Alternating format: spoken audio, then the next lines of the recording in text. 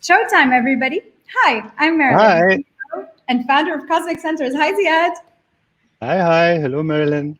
How are you doing? I'm very good. So good to see you again. Yeah, happy to have you here for round two. Let me give us a little bit of an intro. Hi, you're all joining us for our live video series called Center Stage. That's a weekly video series where we explore bold ideas about the future of work and learning every Thursday afternoon at 2:30 p.m. UAE time with some incredible guests. We have three engaging formats: the discuss format, the debate format, and the dissent format. And today we thought we'd be nice to Ziad and put him into a discuss, but he's a little bit upset about that. He was hoping to battle me out, so I might be a little bit contrarian. Let me tell you a little bit about Ziad. He's been in the field of media and advertising in the region for more than 16 years, working with established names like Maktoob and Yahoo, as well as launching startups like Nimbus. He was built and executed diversified monetization strategies and has led multicultural teams across functions and geographies. As you can see from his background, I'd like you to note that Ziad's natural habitat is generally green, and he can be found lingering in gardens all over the world. Currently, he heads up LinkedIn Marketing Solutions in MENA, where he and his team help B2B and high consideration B2C marketeers identify, target, and engage the region's professional. Their mission is to drive value to marketeers and their agencies, helping them be more successful and productive, and we will uncover how he does that in just a little bit. Before we begin, just a reminder, give this video a like, feel free to contribute and ask questions in our comment box below. Tala, our producer, will be on the lookout for those, and I will be as well. A few months into the pandemic, I was invited onto Ziad's show. That's why he's calling this, the rematch. We talked about leadership in times of adversity and how brands can create meaning for their customers in the midst of a crisis of health and trust. We promised each other that we would do this again, and 5 months later, here we are, with the pandemic having now become an integral part of how we live. And beyond speculating over when it will end, we wanted to have a conversation about how this shift in paradigm has changed the way we work and engage forever. Every crisis is an opportunity to redefine the status quo, and Ziad and I will discuss how he's done that with his teams and his clients through this transition. So my first question for you, Ziad, is how are you feeling today? And what's your favorite thing that you ate this week? Okay. I'm feeling great today because I did my 10K in the morning and I have a new record, so I'm happy about that. Favorite thing I ate this week? Well, it was my wife's birthday, and considering how loved she is by everyone, we get a lot of cakes. And there was one cake that I liked particularly. Yeah. Hopefully, no more cakes. All right. You and I are going to be discussing three topics today. We're going to talk about sales, we're going to talk about marketing, and we're going to talk about something that you and I feel very strongly about, which is leadership. Now, let me start you off on sales. Do you still meet any of your clients face-to-face? The first time I met you, you were coming to the offices of EMAR, if I remember correctly. Do you still do that? Yeah, I remember our first meeting, by the way, very clearly. No. For good reason? No, I don't meet. Yes, for very good reasons. But I'm currently not meeting customers face to face. I think we can, if there is, something that cannot be achieved through Teams, for example. We can, but I haven't been in a situation yet where there isn't anything that we cannot do over VC. Right. So as we were preparing for this, you and I discussed the fact that a lot of the limiting beliefs about what you can or can't do when you're in sales or business development in person versus online have been kind of thrown out the window. And I wanted to pose a mental challenge for you, which is we all look at the pandemic and think of it as a great crisis, but I want us to take a moment, maybe think about it as a great opportunity.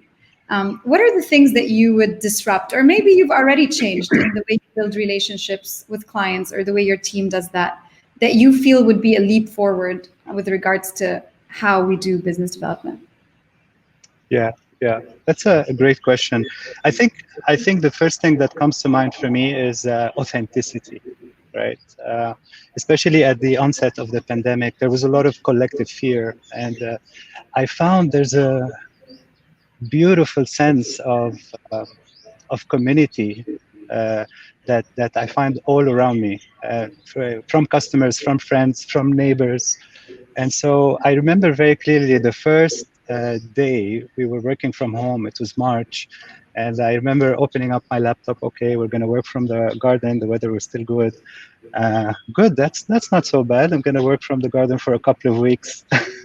So, and I remember that morning early on, my phone rings, and it's with one of my customers, and he's just checking up on me. And I've known this customer for a couple of years, but it was the first time we were talking about family, and I realized that he has an 18-year-old daughter. She was in Canada. They were away. He was worried about how to bring the family together. So that was a sense of really getting to know people and customers on a much more authentic level, deeper level. That part was definitely one of the positive things that came out of COVID. Yeah, I definitely think we used to think of work and going to the office as a way of compartmentalizing between our personal and professional lives. And that sort of wall has physically disappeared at the moment. And we can be a lot more our full selves than we ever were before. Yeah. One more thing that also is coming up really strongly, and it was a major shift in the way we do business, was in the past, and it has started around a couple of years ago. Really, we got it nailed during the pandemic, is this whole idea about whether we lead with our own products or whether we lead based on the customer's objectives. Right. And at the beginning, and I remember like a couple of years ago, even more, we used to have specific objectives from a product adoption perspective. And when you have these objectives, you go into a meeting and you're thinking, okay, so I need to sell this product, right? Regardless of where the customer stands. But as the pandemic started, we went in, we want to bring our data, we want to bring our insights, we want to understand what are your challenges, what is going on in your business, for us to understand how we can better support you. And so now we have a whole framework, or the value engagement framework, that we follow.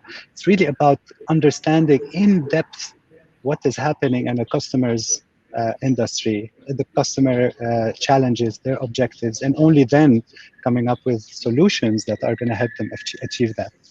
You know why I love this and why I'm smiling this much? Just before our live, I was teaching BBAs in Lebanon online. And I gave them this whole part. One of the chapters that we looked at together was customer goals. And I was like, listen, punks, 70% of organizations focus on their products, not their customers. And we had this whole session around customer goals, and they were saying, but isn't focusing on product the same thing? And I'm like, no, it's not. And I was giving them examples. And I do hope that some of them are watching us now, because I did encourage them to join the live. And thank you for making my point for me, which is that in the end, the reason why people buy products or services is they are solving a problem. Absolutely. And if you don't understand what that problem is, then it doesn't matter what your product is like. You know, it's just not going to stick, right? And that actually brings us into our topic around your product, which I wanted to know, how did the LinkedIn platform evolve through the pandemic, or maybe what's upcoming in terms of you guys understanding product goals and customer goals, and adapting your product. And I see one of my students has just commented, Joseph is here, and he said, thank you, Ziad. Tell us. Hi, Joseph. I don't need to teach anymore. But tell us about your product and how it's evolved to the current goals of your users. Yeah, I think the most notable product launch that we've had during this year has been events. And actually, it was one of the products that were fast-tracked in order to be able to help and assist what our customers and the right? There's a big part of a lot of industries heavily rely on face-to-face events. And overnight, these industries have been, unable anymore to execute some of these events. And so we fast-tracked and launched event, and we've had it performed amazingly well. We've had, I think, around 7 million event registrations to date. We host around 1,000 events per week. So that is something that we are truly very excited about. The event space is, and the good thing is that hearing feedback from customers, they are seeing that digital events are performing really well for them. I was in a conversation with the previous CMO of IBM, and she was telling me they have Think event, Think with IBM, a huge flagship event, global. They have to pivot it from offline, physical to digital in a matter of weeks. And that performed really well for them across all metrics. So events is something that we have already launched and we are very excited about. In terms of the future, there are a lot of products that we are always planning, but I think the most exciting one for me is launching products.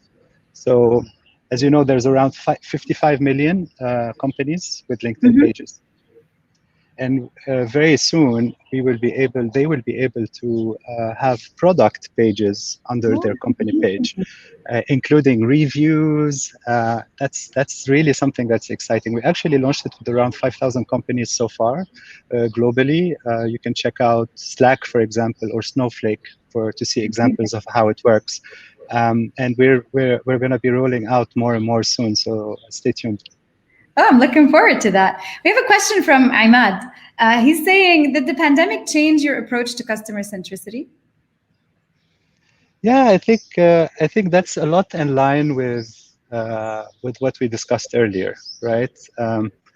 It's at the pandemic, ourselves and also a lot of other companies that we know in the market really been amazing in that sense of solidarity, compassion that we have seen from a lot of brands, and LinkedIn was no different. So we offered a lot of LinkedIn learning courses for free and so on. And so, yes, as we led with how can I be of assistance, how can I help, right? Not with a solution, nothing related to sales. It's just, you've been a customer of mine for years and years. We have been working together for years. Now is a time where, I think you need me.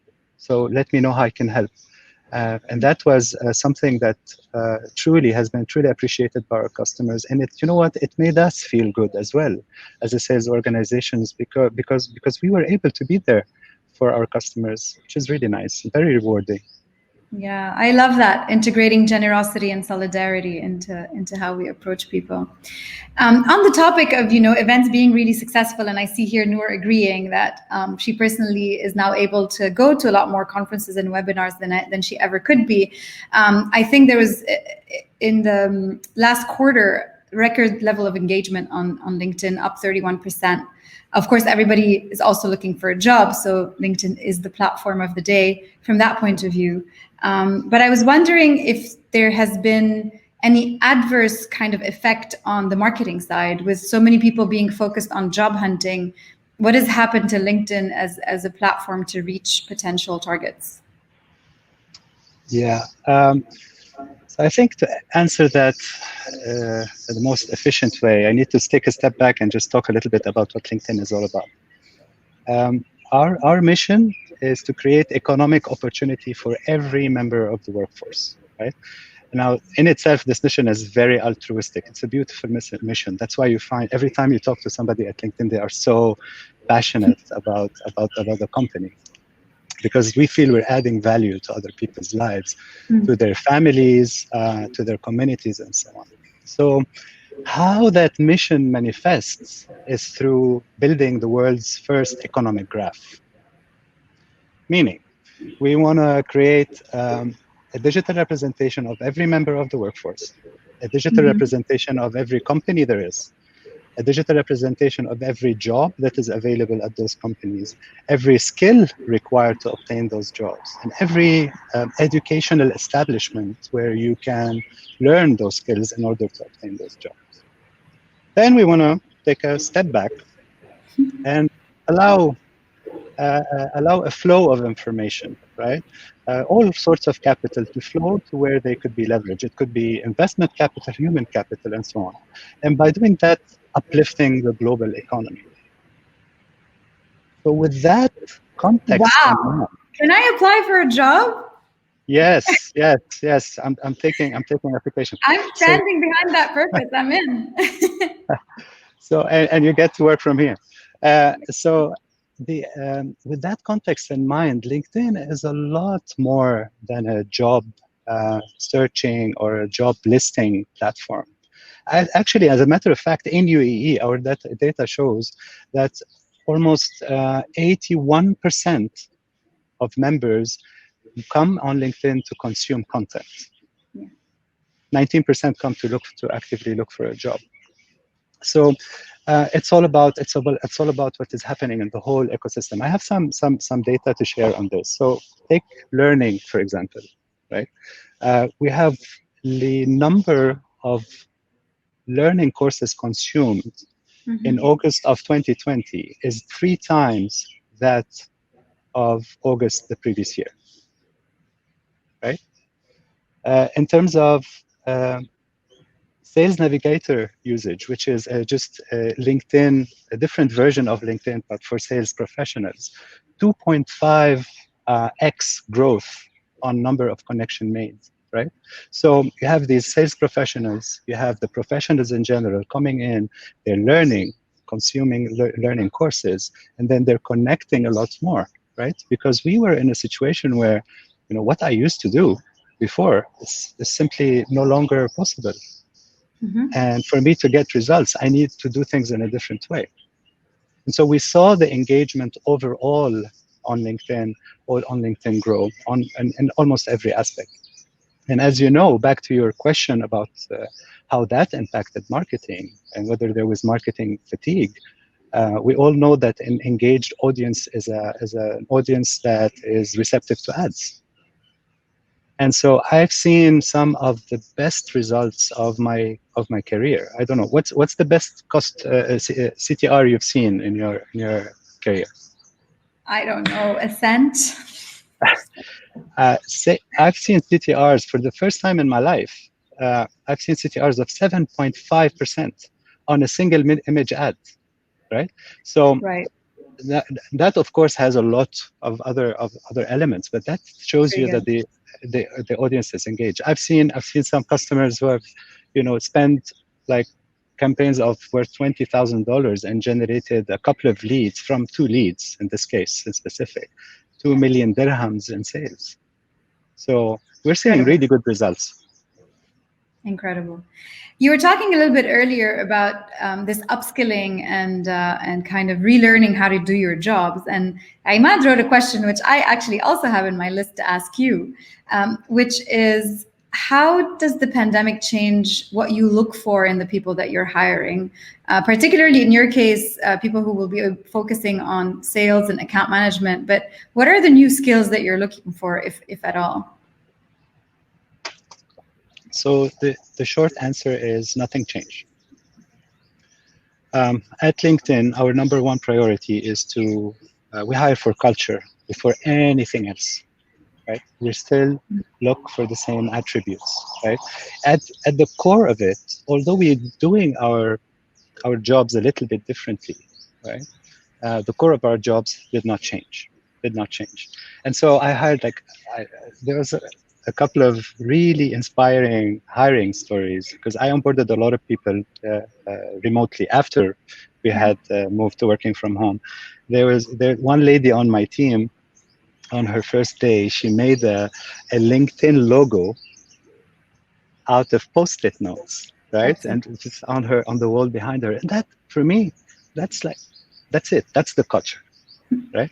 That's the culture fit, right? And so that's what we hire for. I hire for culture, number one. Skills, any skill can be learned, as you and I both know, right?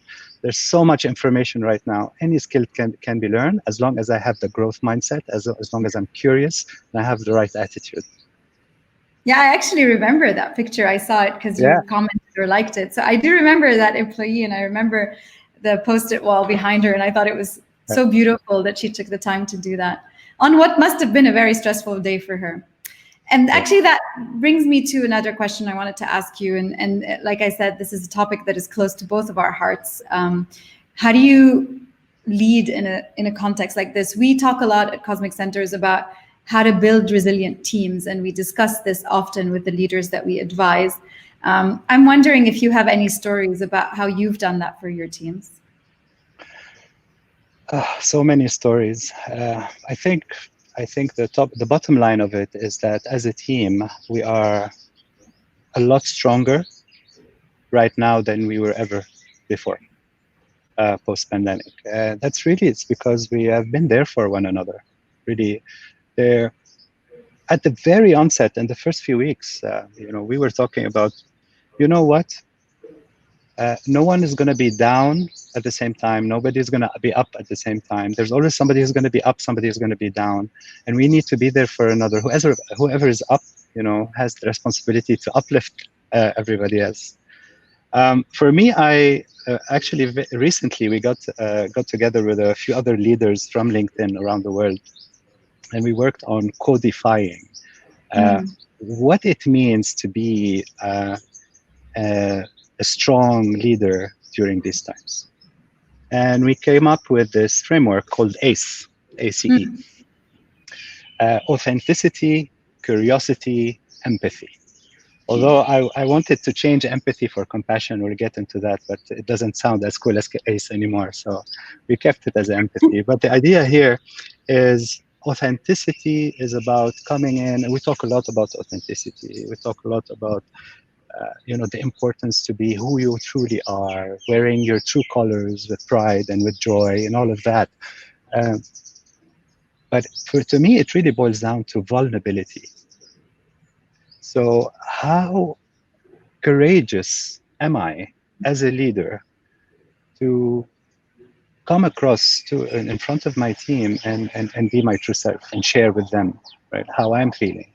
I remember like one thing I was personally struggling with was that Sunday. Oh my God, Sunday was my nemesis. So because you're in the weekend and then you're in the same place and suddenly it's a weekday, and for our global audience, Sunday is the first working day of the week here in the region. So, and you're still in the same space, but you're just supposed to work. And for some reason, that Sunday productivity was not working for me. And who was it that I discussed this challenge with first? Your team. My team, absolutely, because that makes it okay not to be okay.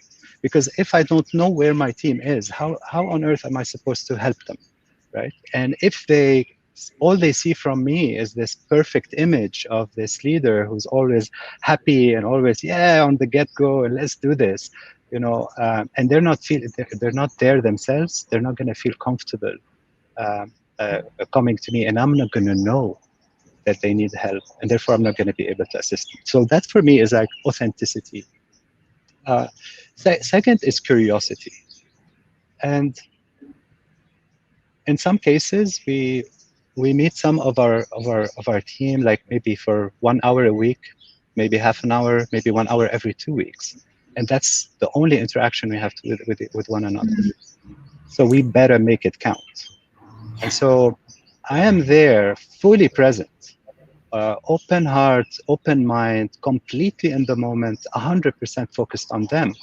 I think that is something that I really upskilled with. I wasn't as good at listening as I am now. And so really to be able to have the curiosity to ask them about what's going on in their lives. Are they okay? How's the family? How's the husband? How's the wife? How's the extended family? How's the family back home? And that makes a big difference in my opinion. And finally, empathy. Marilyn, let me ask you a question. What do you Let's go. think is the difference between uh, compassion and empathy? Fascinating. That's a good question. I was actually thinking about that when you mentioned the two. I would say empathy is your ability to project yourself in other people's current state and context and try to understand why they behave a certain way or the other. And maybe compassion is doing that with an added ingredient of like generosity of intent, and like accepting that they will never do things from a bad place, and that should be your premise for where you start, and that there's always something you can do to help them if they want to be helped. I don't know. Yeah, exactly.